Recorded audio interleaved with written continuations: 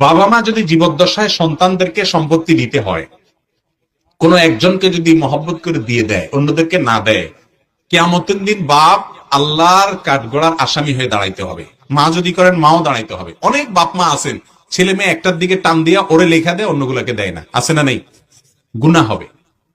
এক সাহাবী এরকম দেওয়ার পরে নবী সাল্লাল্লাহু আলাইহি ওয়াসাল্লাম বলেছেন, তুমি কি অন্যদেরকে দিছো? বলো না, ইয়া রাসূলুল্লাহ, আমার একজনকে দিছি শুধু।